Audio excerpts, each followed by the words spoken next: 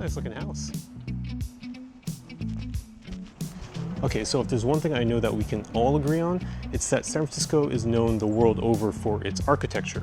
The Golden Gate Bridge, Coit Tower, Palace of Fine Arts, Trans-America Pyramid. But when it comes to houses, people tend to think of just one thing.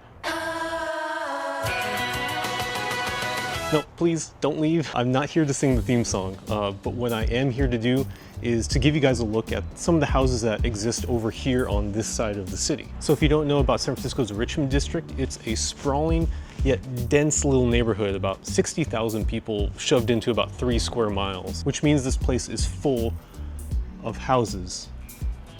Full house. Bob Saget. So for this video, I'm gonna take you on a little tour of the neighborhood. We're gonna go out, look at some of the houses, and have a grand old time. How's that sound? Yeah? Let's go.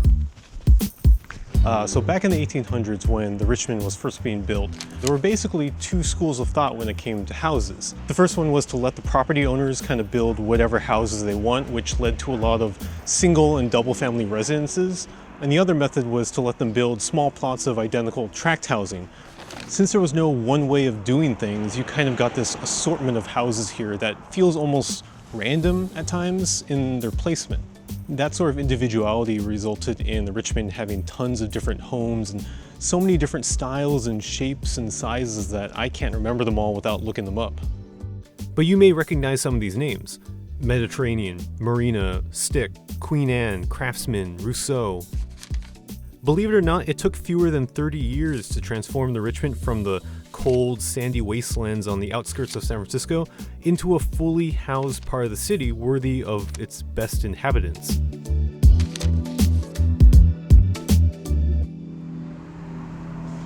But even though a majority of the homes here were built before the 1940s, each decade since has just brought more and more variety to the neighborhood, both culturally and architecturally. Yeah, you have the occasional big-ass apartment complex or the soulless gray boxes that are pretty trendy these days, but most of the homes here are just as vibrant and diverse as the people living inside them.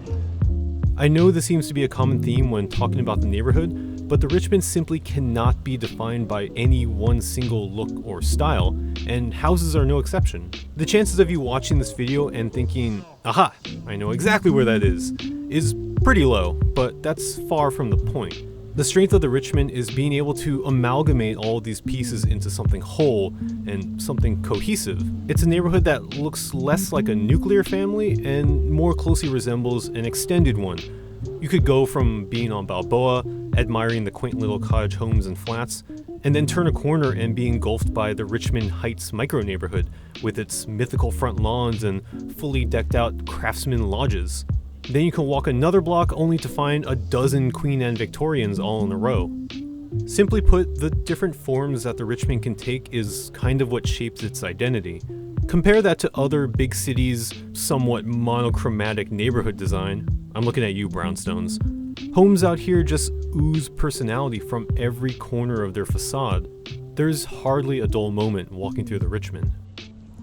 And as you get closer and closer to the ocean, things start to change. Houses start losing their Victorian charm and start gaining this seaside aesthetic. There are just so many types of houses and little individual personalities for each building that there's only so much I can actually say about the homes here.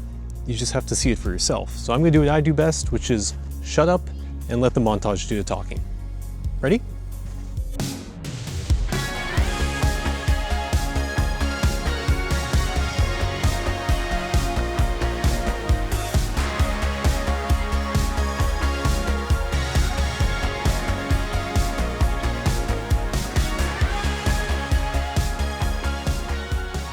As sad as it sounds, the ballooning costs of buying a home in San Francisco have made it nearly unattainable for all but the wealthiest of residents.